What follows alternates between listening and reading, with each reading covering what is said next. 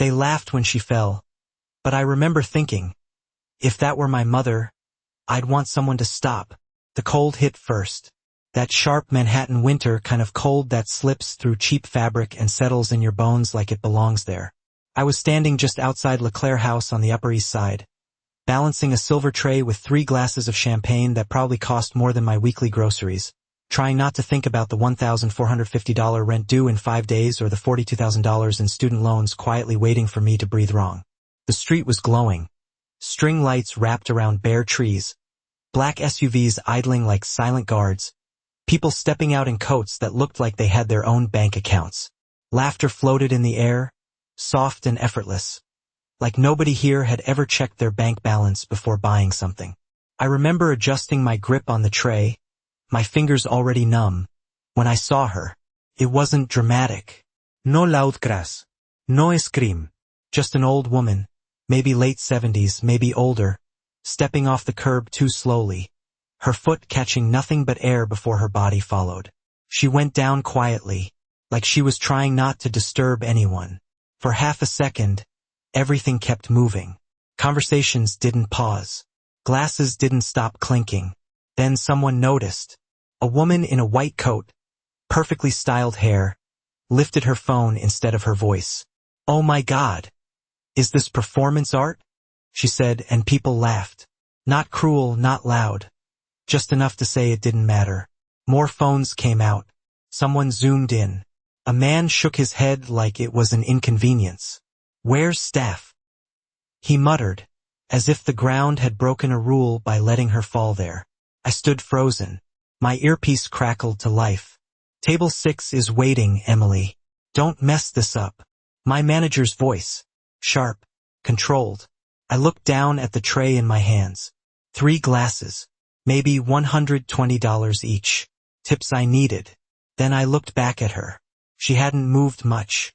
One hand pressed lightly against the pavement, the other trembling just enough to notice if you were actually looking. Nobody else was. The wind picked up, cutting across the sidewalk, lifting the edge of her thin coat, and something in my chest tightened in a way I couldn't explain.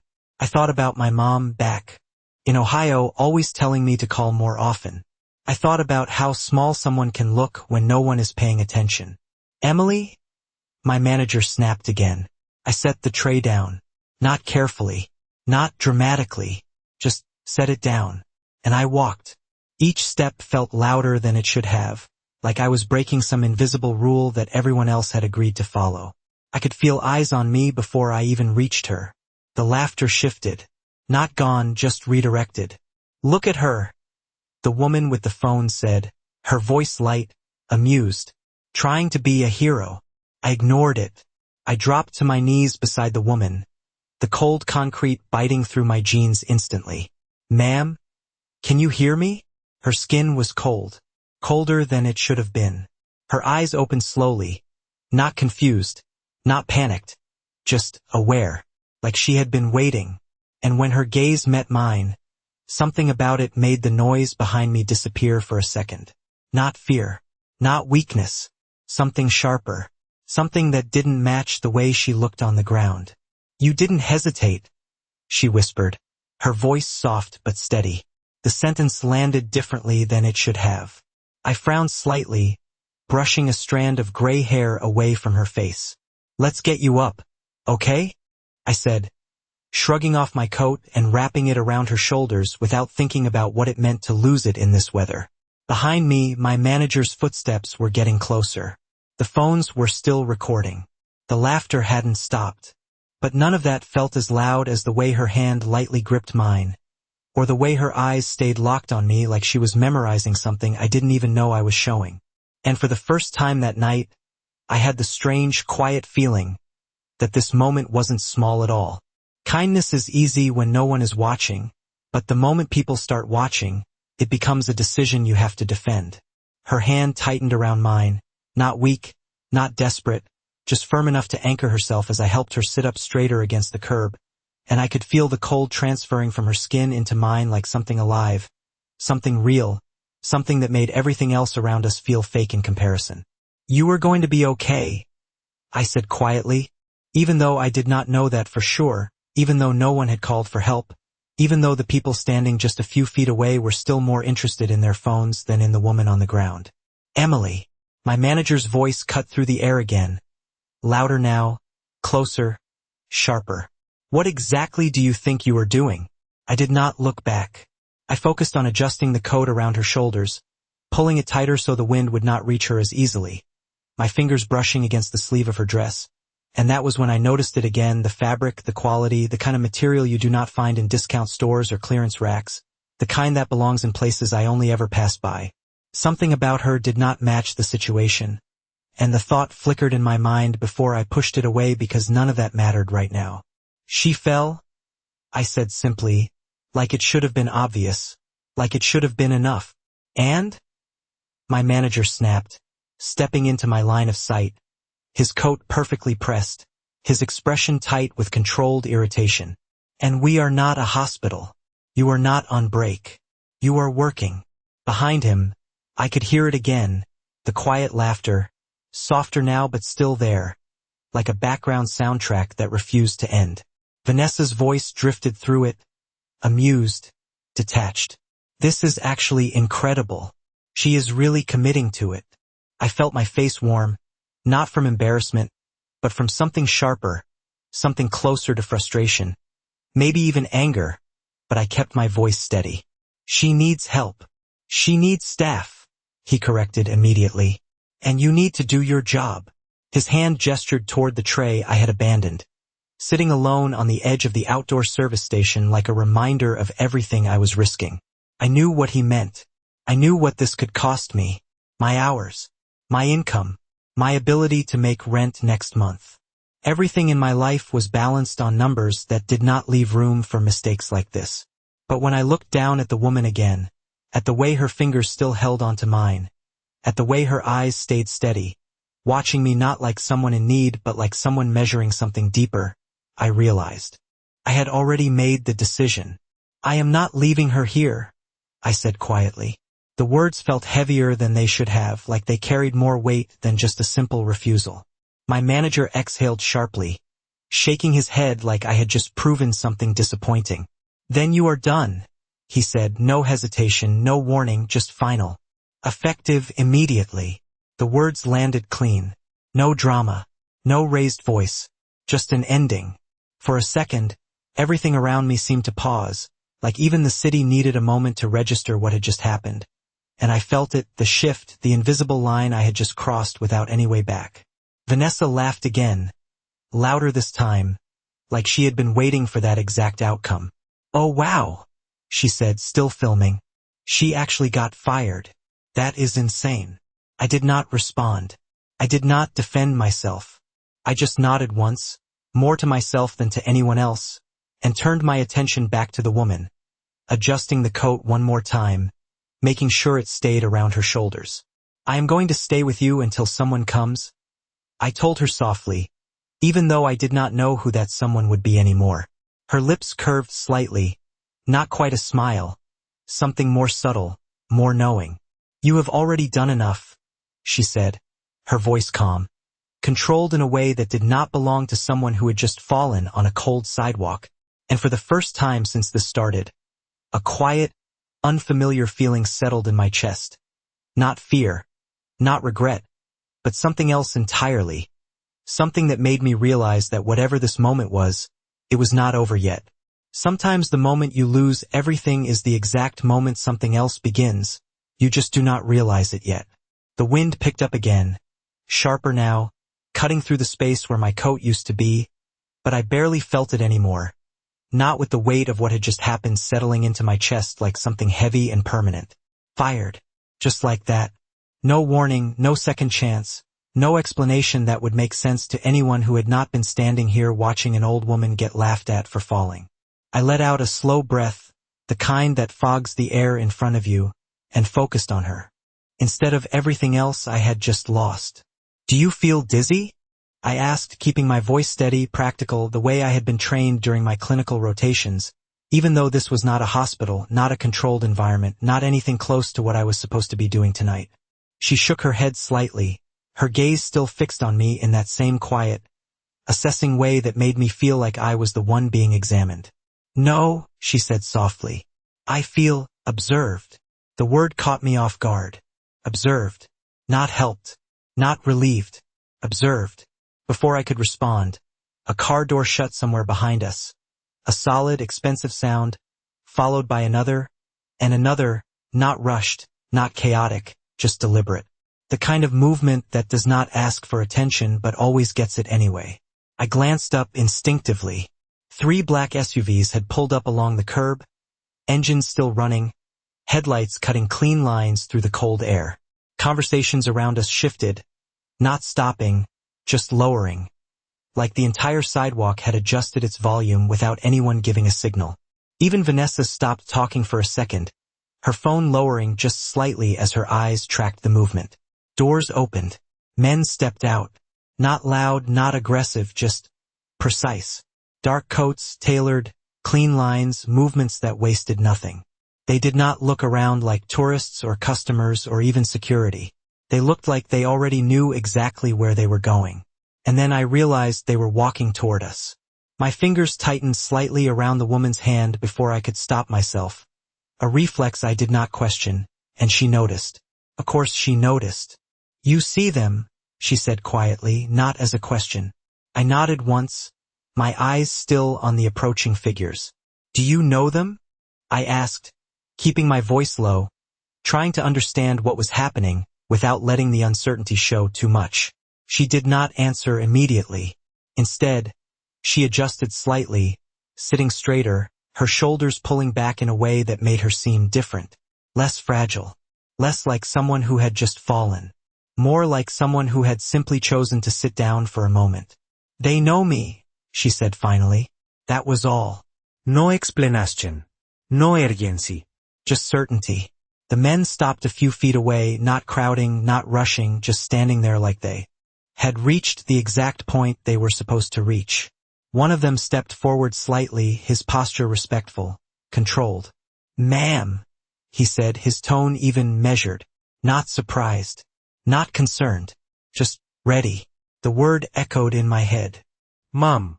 Not miss, not hey, not anything casual, formal, intentional.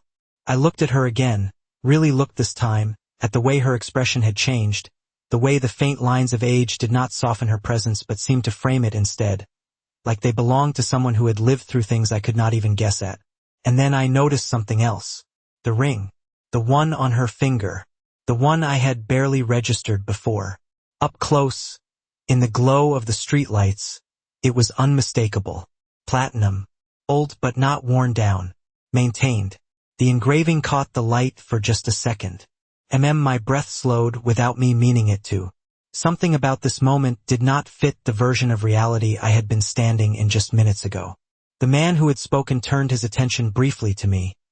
His eyes scanning, not judging, not threatening, just noting. You assisted her, he said, not a question. I nodded again, my voice quiet. She fell. He held my gaze for a second longer than necessary, like he was confirming something, then inclined his head slightly. Understood. No gratitude. No dismissal. Just acknowledgement. And somehow that felt heavier than either one. The woman's hand slipped from mine slowly, deliberately, not because she needed to let go, but because she chose to. You should go home, Emily, she said softly. My name. I froze for a fraction of a second, my mind trying to catch up with something that did not make sense. I had never told her my name, not once, and yet she said it like she had always known it, like it had been part of this moment from the beginning. I looked at her, really looked, and for the first time since I knelt down beside her, a quiet, unmistakable realization settled in my chest. This was not an accident. Not entirely. And whatever I had just stepped into was far bigger than I had understood when I chose to walk away from that tray. The moment someone says your name without you telling them is the moment you realize you are no longer in control of the situation. My heartbeat slowed instead of racing, which scared me more than panic would have, because it meant something deeper had shifted, something instinctive, something that told me this was not just unusual, this was intentional. How do you know my name? I asked, my voice quieter now, more careful, as if speaking too loudly might break whatever invisible structure had formed around us. She looked at me the way she had from the beginning, calm, steady, almost patient, like she had been expecting that question all along. "You ask the right question," she said softly, and there was something almost approving in her tone, something that did not belong in a moment like this.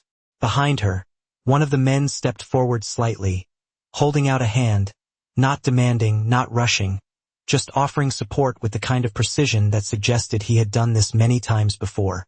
She did not take it immediately. Instead, she kept her eyes on me for one more second, as if finishing something unspoken. Then she placed her hand in his and allowed him to help her stand. And that was when everything changed. It was subtle, almost invisible if you were not looking for it, but I felt it instantly. The way she stood, the way her shoulders aligned, her posture straightening not with effort, but with ease. The fragility was gone. Not reduced, gone. Replaced by something controlled, something deliberate, something that did not belong to someone who needed help getting off a sidewalk. Conversations around us faded further, not because people stopped talking, but because they adjusted again, like the entire space was recalibrating itself around her presence. Even Vanessa lowered her phone completely now, her expression shifting from amusement to something uncertain, something that looked a lot like confusion trying to disguise itself as indifference. The man who had spoken earlier stepped slightly to the side, creating space, not for her to leave, but for her to move forward on her own terms. "The car is ready," he said, his tone unchanged. But now I understood something I had missed before. He was not informing her. He was confirming her decision. She nodded once, then looked back at me. "You should not stay here any longer," she said, her voice still soft, but now carrying a quiet authority that made it impossible to ignore. I opened my mouth to respond, to ask another question, to understand anything about what was happening, but the words did not come, because the truth was, I did not even know where to begin. My job was gone. My night had turned into something I could not explain. And the woman I thought I had helped was clearly not who I thought she was. "Emily Carter," the man said suddenly, his voice directed at me now, and the way he said my full name sent a small, sharp awareness through my chest. Not fear. Recognition. Like a file had just been opened somewhere I could not see. "You will be contacted." Not might. Not could. Will. I blinked, trying to process that, trying to understand what that meant. But before I could ask anything, before I could even form a response, the moment began to dissolve. The men moved in quiet coordination, not surrounding her, not shielding her, just aligning around her presence like everything else had. She stepped forward, past me, and for a second, I caught the faintest scent of something expensive, something subtle, something that did not belong on a cold sidewalk in Manhattan. Then she stopped, just for a second, close enough that I could feel it. "Kindness?" she said quietly, not looking at me this time, but speaking as if the words were meant only for me anyway, "is never invisible." Then she kept walking. The car door opened, closed, engines shifted, and just like that, the space reset. The sound of the street returned. Conversations resumed. Laughter crept back in, softer now, less certain. Vanessa said something under her breath, trying to recover whatever version of control she thought she had before, but it did not land the same way. None of it did. I stood there, my hands empty now, the cold finally reaching me again without anything to block it, and looked down at the sidewalk where she had been. No trace. No proof. Just the faint outline of where everything had changed. And for the first time that night, I realized something I could not ignore anymore. I had not just helped someone. I had been seen. And whatever came next was already on its way. Losing something in public feels different than losing it in private, because everyone gets to watch you pretend it does not matter. The cold came back all at once the second the cars disappeared, like the night had been waiting patiently for its turn again, and I stood there for a moment longer than I should have, staring at the empty curb as if something might reappear if I did not move. But nothing did. No black SUVs. No quiet men in tailored coats. No woman with steady eyes and a voice that did not match the way she had fallen. Just Manhattan. Loud, bright, Indifferent.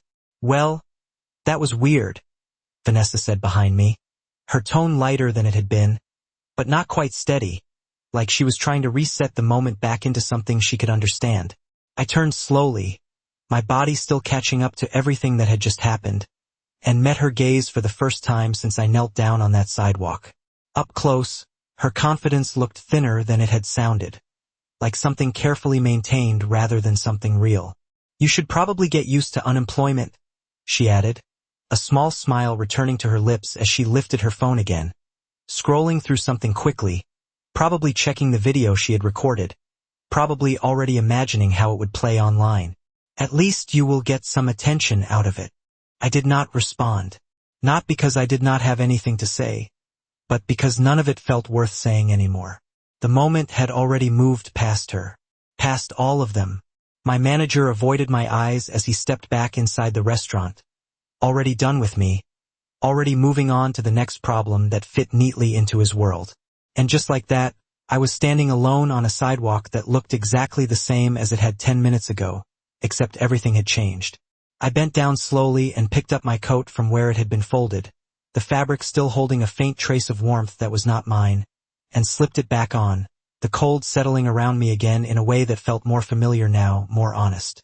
My phone buzzed in my pocket. Once, twice, 3 times in quick succession. I pulled it out, my fingers slightly stiff, and stared at the screen. Notifications. Dozens of them. Then hundreds. The video. Of course. I tapped it open before I could stop myself. There I was, kneeling on the sidewalk, my coat around her shoulders, my face serious, focused, unaware of the camera. The caption read, "Waitress ruins luxury dining experience for attention." The comments were already pouring in, some laughing, some criticizing, some defending, most judging. I scrolled for a second longer than I should have, feeling that strange mix of exposure and distance, like I was watching someone else make that decision instead of remembering that it had been me just minutes ago. My thumb hovered over the screen, then locked it without replying to anything. It did not matter. Not in the way it used to. I slipped the phone back into my pocket and looked up at the street again. But this time I saw it differently. The lights were still there. The people were still there. The noise had returned completely. But something underneath it all had shifted. Something I could not explain but could not ignore either. I started walking. No destination. Just movement. Past the restaurant. Past the place where I had been working an hour ago. Past the version of tonight that had ended the second I set that tray down. My steps were steady even if my thoughts were not, and with each block, the distance between who I had been and whatever I was stepping into grew a little wider. I reached the subway entrance and paused at the top of the stairs, the warm air rising to meet me, carrying that familiar mix of metal, motion, and something almost comforting in its predictability. I could go home, back to my small apartment, back to numbers and bills and routines that made sense. Or I could stand here a little longer, holding on to the feeling that something else was already in motion, something I had not chosen but had somehow activated anyway. My phone buzzed again. This time it was different. No name, no number, just a message. 3 words. "We found you." I stared at the screen, my breath slowing, not speeding up, because deep down, I already knew what that meant. Whatever I had stepped into tonight had not ended on that sidewalk. It had only just begun. When a message comes from nowhere, it usually means it did not come from nowhere at all. I stood at the top of the subway stairs, the warm air rising against the cold still clinging to my coat, my eyes locked on the 3 words glowing on my screen like they had weight. "We found you." No number, no name, no type in buble. Just that.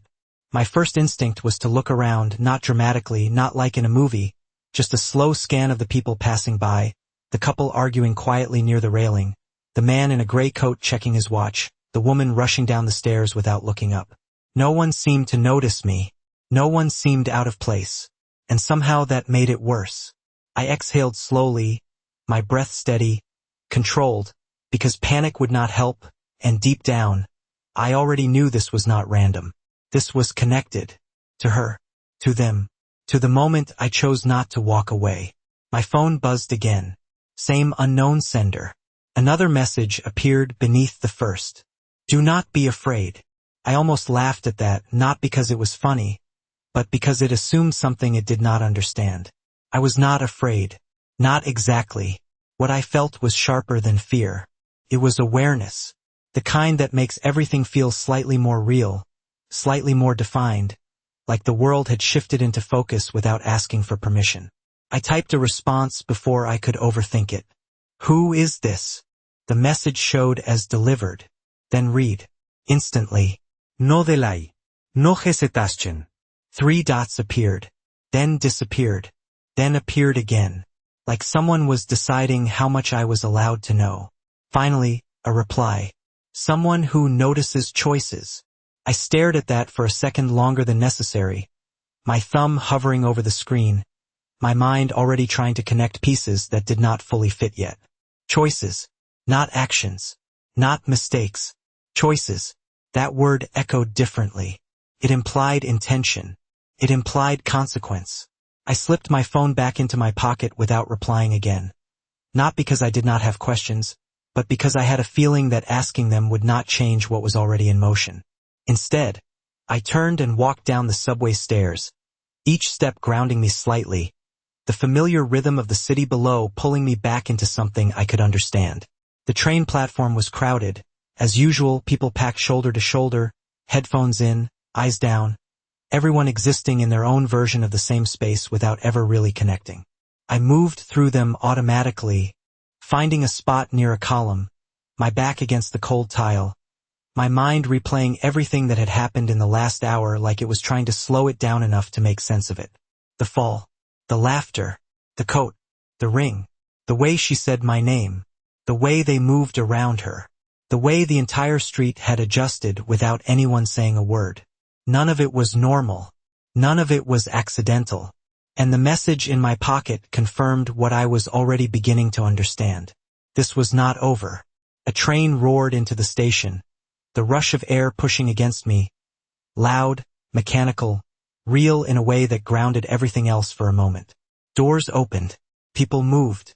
I stepped inside with them, finding a pole to hold onto as the car filled quickly, the noise settling into that familiar background hum that New Yorkers learn to ignore without thinking.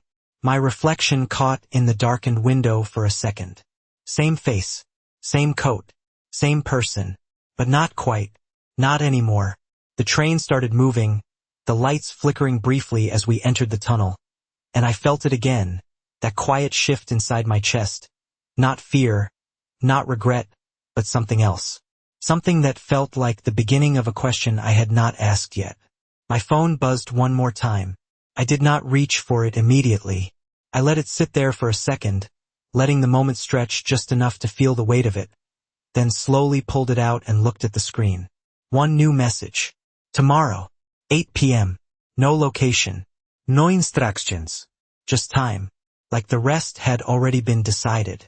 I stared at it, the reflection of the text faintly visible in the window beside me, blending with my own face in a way that made it feel less like a message and more like a direction.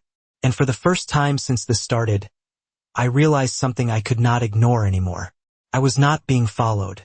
I was being invited. And somehow, that felt even more dangerous. The difference between a threat and an invitation is simple. One gives you no choice. The other makes you question why you were chosen in the first place. The train slowed as it approached Queens, the screech of metal against metal cutting through the steady rhythm I had been holding onto, and I tightened my grip on the pole slightly, my eyes drifting back to the message still glowing faintly on my screen even after I had locked it. Tomorrow, 8 p.m. No address. No explanation. Just certainty. I stepped off the train with the rest of the crowd, letting the movement carry me forward through the station, up the stairs, back into the cold night air that felt sharper here, less polished than Manhattan, more honest in a way that did not pretend to be anything else. My apartment was 3 blocks away, a small studio above a laundromat that never quite lost the smell of detergent and heat, and as I walked, I found myself replaying everything again, not because I wanted to, but because my mind would not let it go. The way she looked at me, the way they moved around her, the way my name sounded when she said it. It did not feel like coincidence. Felt like alignment. I reached my building and pushed the door open, the familiar creak grounding me for a second as I climbed the narrow stairs, each step echoing slightly in the quiet hallway. Inside, everything was exactly as I had left it. Small, functional, real. A single bed against the wall, a desk cluttered with textbooks, a coffee mug from that morning still sitting where I had left it. Nothing had changed here, and yet everything had changed out there.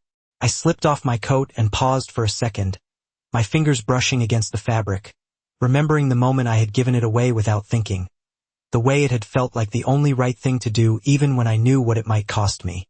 I set it down carefully, more carefully than I had earlier, and walked over to the sink, turning on the faucet just to hear something normal, something predictable. Water ran. Steam rose slightly. I watched it for a second longer than necessary, letting the simplicity of it settle my thoughts. Then my phone buzzed again. I closed my eyes briefly before picking it up, already knowing it would be them. No number. Same thread. A new message. You will be picked up. Not asked. Not suggested. Picked up. I read it twice, my jaw tightening slightly, not in anger, but in recognition. This was not a conversation. This was a sequence, and I was already part of it. I typed back before I could stop myself. I did not agree to anything. The message sent. Delivered. Read. The reply came almost instantly. You already did. I stared at that, the words settling into something deeper than the sentence itself, something that connected directly back to that moment on the sidewalk, to the tray I had set down, to the decision that had felt small at the time but now seemed to echo much louder than I had expected. I sat down slowly on the edge of my bed, my phone still in my hand, my thoughts shifting from confusion to something more focused, more intentional. If this was about control, then I needed to understand where mine still existed. If this was about choice, then I needed to decide how much of it I was willing to keep.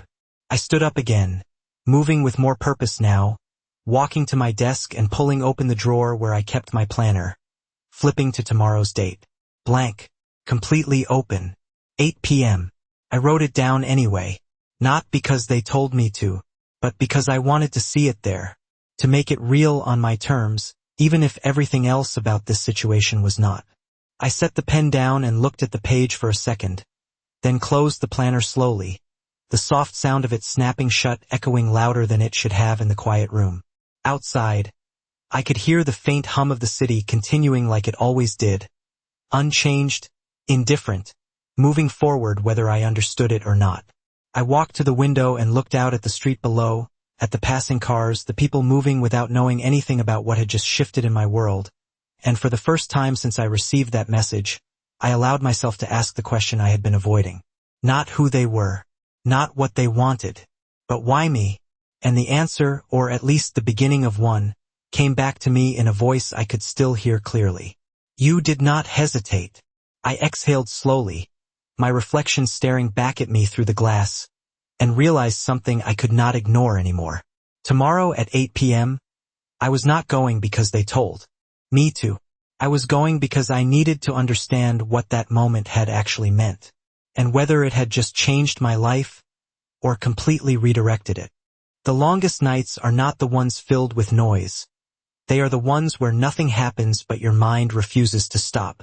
I did not sleep much, not because I was afraid, but because my thoughts would not settle into anything simple enough to ignore. Every time I closed my eyes, I saw the same sequence replaying in perfect detail, the fall, the laughter, the moment I set the tray down, the way her eyes met mine, the way my name sounded in her voice like it had always belonged there.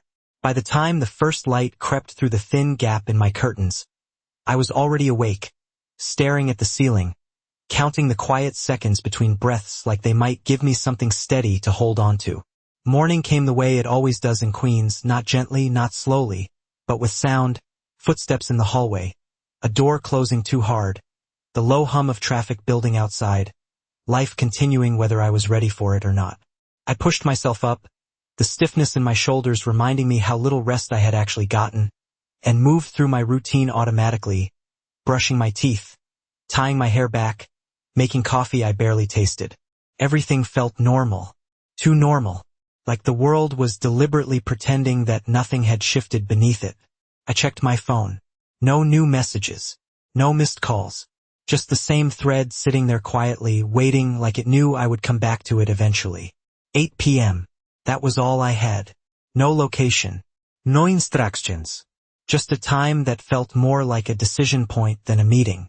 The day passed slowly, not because there was nothing to do, but because everything I did felt like it was happening in the background of something larger. I updated my resume. I checked job listings. I ran the numbers in my head more times than I needed to. Rent, food, transportation, how long I could stretch what little I had left. Practical thoughts. Necessary thoughts. But underneath all of it, there was something else. Something quieter but stronger, pulling my attention back to the same place over and over again. That moment, that choice. By the time the afternoon light started to fade, I had made up my mind, not about them, not about what they wanted, but about myself. I was not going to show up uncertain. I was not going to let this feel like something happening to me. If I was stepping into this, I was doing it aware, intentional. I changed into something simple but clean. Dark jeans, a neutral coat, nothing that tried too hard, nothing that suggested anything I was not. I looked at myself in the mirror for a second longer than usual, not searching for confidence, just confirming that I recognized the person looking back. Same face, same eyes, but steadier now. At exactly 7:45 p.m., my phone buzzed. I did not rush to it. I walked over calmly, picked it up, and unlocked the screen. One message. Look outside. No hesitation this time. No questions. Just direction. I moved to the window and pulled the curtain back slightly. A black car was parked across the street. Not flashy. Not loud. Just there. Waiting. Engine running. Headlights steady. No driver visible from where I stood. For a second, I just watched it, letting the reality of the moment settle into something solid. This was it. Not a theory, not a possibility, a decision. I grabbed my coat, slipped my phone into my pocket, and headed for the door. My steps even, my breathing controlled, not because I was calm, but because I had chosen to be. The hallway felt quieter than usual as I walked through it, each step echoing slightly, each movement more defined, like I was crossing from one version of my life into another without any clear line marking where one ended and the other began. I pushed the front door open and stepped outside, the cold air hitting my face immediately, sharp and grounding. The car door opened before I reached it.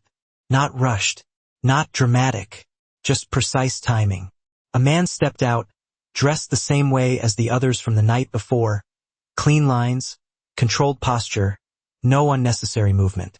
He looked at me, not surprised, not curious, just confirming.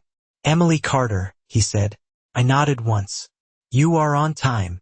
Not a compliment, not a question, just acknowledgement.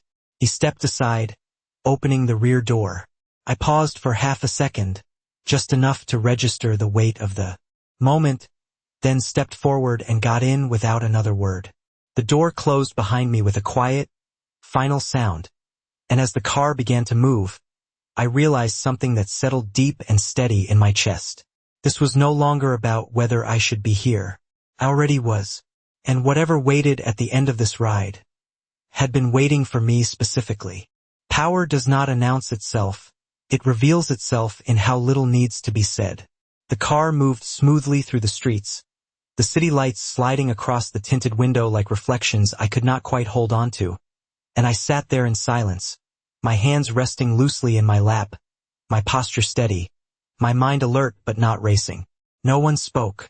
Not the driver. Not the man in the front seat. Not me. And somehow that silence felt intentional, like part of the structure of whatever this was. Like words would only take away from something that was meant to be understood without them. I watched the route without turning my head too much, noting the shift as we moved away from the tighter, louder streets of Queens and onto wider roads, cleaner lines, less noise, the kind of transition that did not just change location, but changed atmosphere. The city did not disappear, but it softened, like we were moving into a version of it that operated on different rules. Time passed, but not in a way I could measure easily. 10 minutes, maybe 20. long enough for the familiar to fade, short enough that I still felt connected to where I had come from. Then the car slowed, turned, passed through a set of gates that opened without hesitation. No guard visible. No pause. Just access granted. I felt that more than I saw it. The kind of entry that does not require explanation because it has already been approved. The driveway curved slightly, leading toward a structure that revealed itself gradually, not all at once, like it did not need to impress. It simply existed at a level where impression was unnecessary. The house was large, but not loud. Clean lines. Warm lighting. No excess. Everything about it felt controlled, intentional, precise. The car came to a stop. The engine idled for a second, then quieted.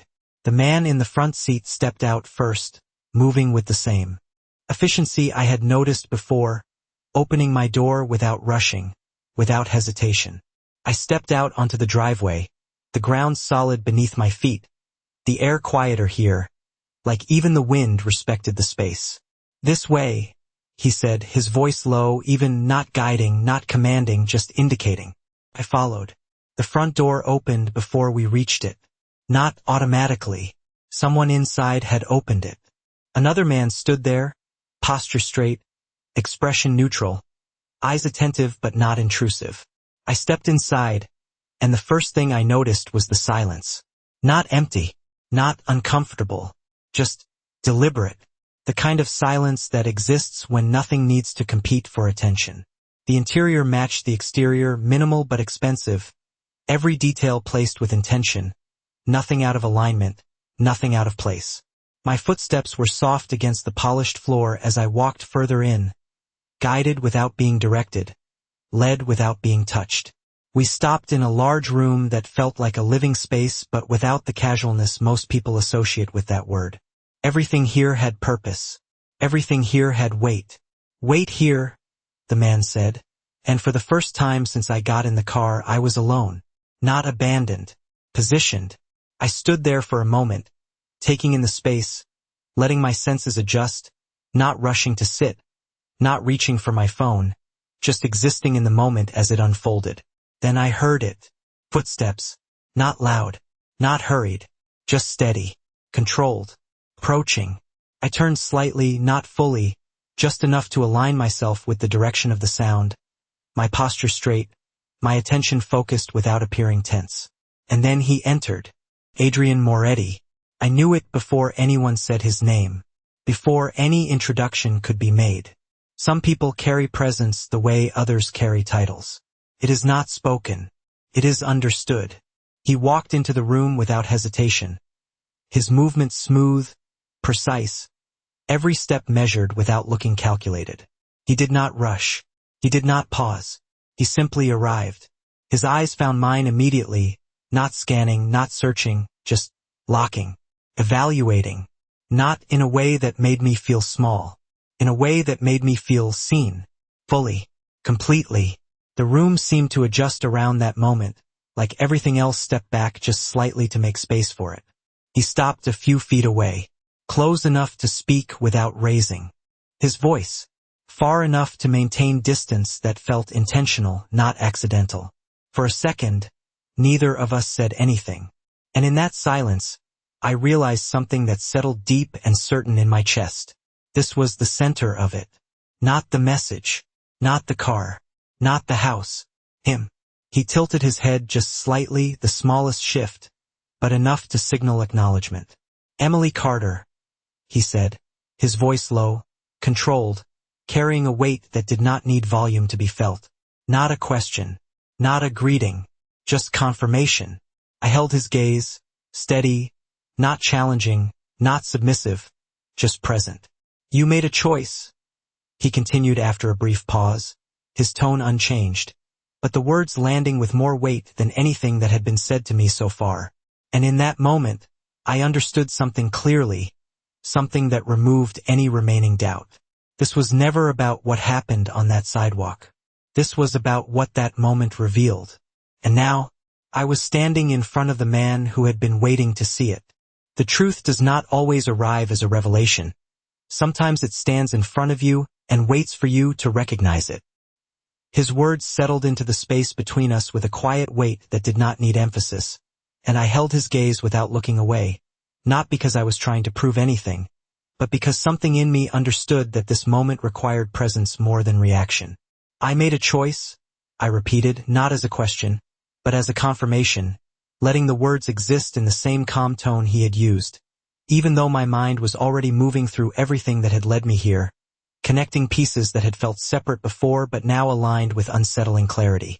He watched me for a second longer, his expression unchanged, not cold, not warm, just precise. Most people would not have, he said. No judgment. No pras. Just fact. I let that sit for a moment, then answered honestly. Most people were watching. A slight shift in his expression followed that, almost imperceptible but enough to register. Not surprise. Recognition. Like I had just confirmed something he had already considered. Exactly, he said quietly. Silence followed, but it was not empty. It felt structured, like part of the conversation itself, giving space for what had already been. Said to settle before anything new was introduced. I took a slow breath, steady, controlled, then asked the question that had been building since the moment I stepped into the car. Who was she? I did not need to say more. I did not need to explain what I meant. He understood immediately. Of course he did. His gaze shifted slightly, not away from me, but through me, like he was considering how much to reveal and how much I needed to understand. Then, without turning, without raising his voice, he spoke one word. Mother. The room changed. Not physically. Nothing moved. Nothing reacted. But something inside me shifted instantly, sharply, like a piece of a puzzle snapping into place with a clarity that removed any remaining doubt. The ring. The way the men addressed her. The way the entire street adjusted around her presence. The way she said my name. It all aligned in a single, undeniable realization. I did not react outwardly. I did not step back or let my expression change more than necessary. But internally, everything recalibrated. She was not in danger, I said slowly, more to confirm than to question, because now the memory of that moment felt different. Not like someone who had fallen unexpectedly, but like someone who had allowed it to happen. No, he replied. Simple. Direct. Certain. Then why? The question came out before I could stop it. Not emotional, not demanding, just honest. Because if this had not been an accident, then it had been something else. Something intentional. He studied me again, and this time there was something different in the way he did it, not just evaluation but consideration. She wanted to see, he said after a brief pause. If anyone still would. The answer was incomplete, but it was enough. Enough to understand the structure of what had happened. Enough to realize that moment on the sidewalk had not been random. It had been observed, measured, interpreted. I exhaled slowly, the realization settling deeper with each passing second. And I passed, I said, not as arrogance, not as certainty, but as acknowledgement of the situation as it now stood. His gaze did not shift. You did not perform, he corrected. You chose. The distinction landed heavier than I expected. Perform implied attention. Audience. Outcome. Choice implied something else entirely. Intention without guarantee. Action without reward. I nodded. Slightly, understanding that difference in a way that felt more personal than anything else in this conversation so far. Another silence followed, but this one felt different. Less like a pause and more like a transition. I glanced briefly around the room, then back at him. So what happens now? I asked, not cautiously, not nervously, just directly. Because whatever this was, it was already in motion, and I was no longer interested in pretending I was not part of it. He did not answer immediately. Instead, he took a single step closer, not enough to invade my space, but enough to shift the dynamic slightly, to bring the conversation into a more defined alignment. Now, he said, his voice still low, still controlled, but carrying something new beneath it, something that felt less like observation and more like decision. We see what that choice is worth, and in that moment, I understood something that settled deep and certain in my chest. This was not a reward. It was not a test that had ended. It was the beginning of something else entirely. Something that would measure not just what I had done, but who I actually was. Power does not always show you what it can do. Sometimes it shows you what it chooses not to do. His words stayed with me, not because they were loud, but because they were deliberate, like each one had been placed exactly where it needed to be, and I stood there for a moment, letting them settle into something I could understand before I responded. You are measuring me, I said, not as an accusation, but as an observation, because that was what this felt like now. Not a conversation, not an introduction, but an evaluation that had already begun long before I walked into this room. He did not deny it. He did not confirm it either.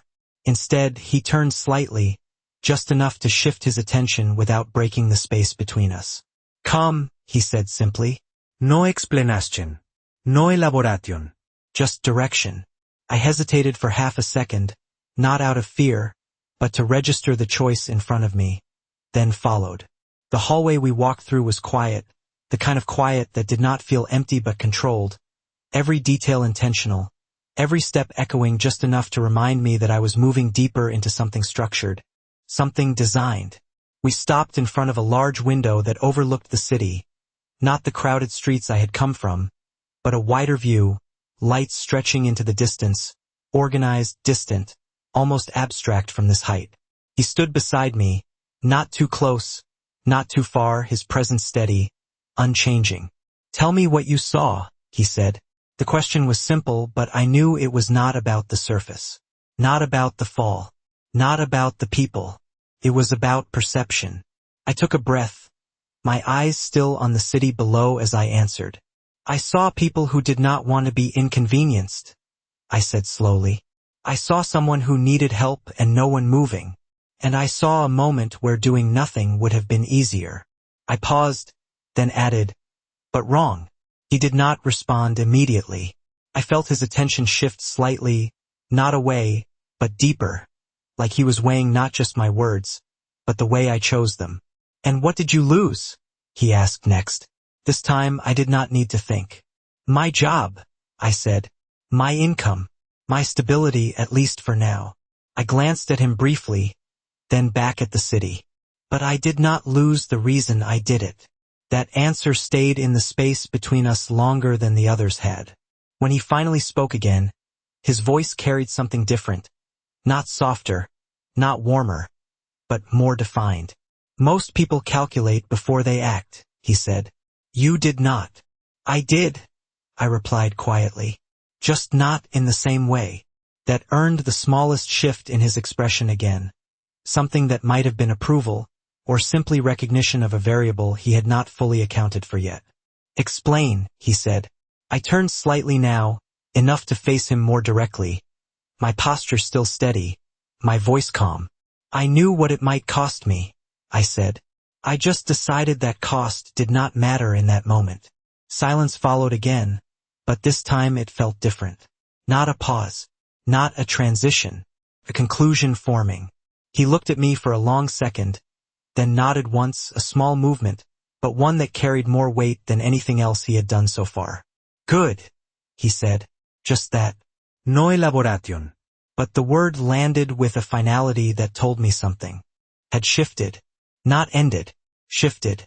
He turned away slightly, his attention moving toward something beyond the immediate conversation, and I realized this was not just about understanding me anymore. This was about deciding what to do with that understanding. There are consequences, he continued, his voice returning to that controlled, even tone. For every choice. I held his gaze again. I am aware. He studied me for one more moment, then said something that changed the direction of everything that followed. So are others. The words were simple, but the meaning behind them expanded instantly, connecting back to the sidewalk, to the people who had laughed, to the ones who had watched, to the ones who had done nothing. I felt it then, not fear, not anticipation, but awareness, sharper now, clearer. You are not just evaluating me, I said slowly. You are evaluating them. He did not smile. He did not confirm it directly, but the silence that followed was enough. And in that silence, I understood something that settled deep and undeniable in my chest. This was not just about what I had done. It was about what everyone else had chosen not to do. And whatever came next was not going to ignore that difference. Justice is not always loud. Sometimes it arrives quietly, rearranging everything without asking for permission. I held his gaze after those words, letting the meaning settle into something clear, something undeniable, and for the first time since I walked into this house, I understood that whatever was about to happen next had already been decided long before I got here. Adrian did not need to raise his voice. He did not need to explain himself. The structure of it was already in motion. "Come with me," he said again, his tone unchanged. But this time there was no hesitation in me when I followed. We moved through another hallway, the lighting softer here, warmer, but still precise, still controlled, until we reached a room that felt different from the others, not larger, not more elaborate, just more personal. A screen was mounted along one wall, already displaying something I recognized instantly. The sidewalk, the restaurant, the exact moment everything changed. I stopped without meaning to, my eyes locking onto the image of myself kneeling beside her, my coat around her shoulders, my expression focused, unaware of the camera capturing every detail. The footage shifted. Another angle, then another. Different perspectives, different distances, all capturing the same moment from different positions I had not even noticed at the time. "You recorded it?" I said quietly, not surprised, but aware now of how complete this observation had been. "We observe patterns," Adrian replied, his voice steady behind me. "Not moments." The distinction landed heavily. Patterns meant repetition. Meant this was not the first time. The footage paused. The screen split. On one side, me kneeling beside her. On the other, the crowd. Faces I remembered. Vanessa, my manager. Others I had not noticed in detail before. Now I saw everything. The hesitation, the indifference, the amusement, the decision not to act. Adrian stepped slightly closer to the screen, his attention shifting to the other side, the one that did not include me. "People reveal themselves when they believe no one is measuring them," he said. "And they reveal even more when they think someone else will act instead." I felt my arms fold loosely across my chest, not defensively, but to ground myself as I watched, as I saw the moment from a perspective I had not had before. It was not just what they did. It was what they chose not to do, and that absence carried weight. "So what happens to them?" I asked, my voice even, not driven by anger, not driven by revenge, just by the need to understand the structure of what he had already implied. He did not answer immediately. Instead, he reached for a remote resting on a nearby surface and pressed a single button. The screen changed. Names appeared. Information. Profiles. Not public details. Deeper. More complete. Vanessa Cole. Sponsorship contracts. Upcoming deals. Social connections. My former manager. Employment history. Financial dependencies. Patterns. Everything laid out in a way that made it clear this was not random access. This was controlled knowledge. "Consequences," he said finally. One word. No explanación. But I understood. Not through fear. Through clarity. This was not about punishment in the way most people think of it. It was about balance. About outcomes that aligned with choices. "You are going to ruin them," I said, not as a judgment, but as a translation of what I was seeing. He looked at me then, directly, his expression unchanged, but his eyes sharper now, more focused. "No," he said calmly.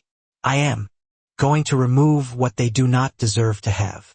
The distinction mattered. Ruin implique destruction. This felt different. This felt precise. I exhaled slowly, my gaze returning to the screen, to the frozen image of a moment that had seemed small when I was inside it, but now looked like something much larger when viewed from the outside. "And me?" I asked quietly. "What do I get?" Not because I expected anything, but because I needed to understand where I stood in all of this. His answer came without hesitation. "You are already here," he said. "Not a reward. Not a transaction. Just a statement of fact." I let that settle, the meaning unfolding in layers, deeper with each second. I was not being compensated. I was being recognized. And recognition in this world carried its own kind of weight. I looked back at the screen one more time, then turned to face him fully, my posture steady, my voice calm. This is not about kindness, I said slowly. It is about who people are when it costs them something. For the first time, something in his expression shifted just enough to confirm I had understood correctly. Not approval. Not surprise. Alignment. Exactly, he said. And in that moment, standing there in a room where everything had been observed, measured, and decided, I realized something with complete certainty. The sidewalk had not been the test. It had been the beginning. And what happened next was not about what I had done. It was about what that choice had revealed to someone who had the power to make sure it mattered. Not everything that changes your life feels dramatic in the moment. Sometimes it is quiet, almost invisible, until you realize you are no longer the same person who walked in. I stood there a second longer after his last word, letting the silence settle around us again. But this time it felt different. Not like something waiting to be filled, but like something complete. The screen behind me dimmed slowly, the images disappearing, the moment closing without needing to linger, and I turned slightly, my attention shifting away from what had been shown to what still remained in front of me. Adrian did not move. He did not need to. His presence filled the space in a way that made everything else feel secondary. Not because it demanded attention, but because it defined it. You said there are consequences, I said quietly, my voice steady, not questioning, just continuing the line of thought we had already stepped into. Yes, he replied, just as steady. I nodded once, considering that, then asked the only thing that still mattered to me. And what happens if I walk away from this? The question hung there, not defiant, not uncertain, just real. Because for the first time since this started, I was not reacting anymore. I was choosing again. He studied me for a moment longer than before, not evaluating now, but something closer to confirming. Then he answered. Then you walk away, he said simply. No threat, no consequence attached, just truth. I felt something shift inside me at that, something subtle but important. Control. Not taken, not forced, still mine. I exhaled slowly, my shoulders relaxing just enough to register the difference, and turned my gaze briefly toward the window again. The city lights still stretching endlessly beyond the glass, unchanged, unaware, moving forward like it always did. But I will not, I said after a moment, not dramatically, not as a declaration, just as a fact I had already decided on before I spoke it out loud. I turned back to him, meeting his gaze fully now, not as someone being brought into something, but as someone stepping into it willingly. Because this is not about what you are offering, I continued. It is about what I already chose before I knew any of this existed. That landed differently. I saw it, not in his expression, but in the stillness that followed, in the way the room seemed to hold that moment just slightly longer than the others. He nodded once, a small movement, but one that carried a finality I had not seen before. Good, he said again. But this time the word felt different, less like confirmation, more like acceptance. Another set of footsteps approached from behind, lighter this time, familiar in a way that made me turn before the voice even reached me. You see it now, she said softly.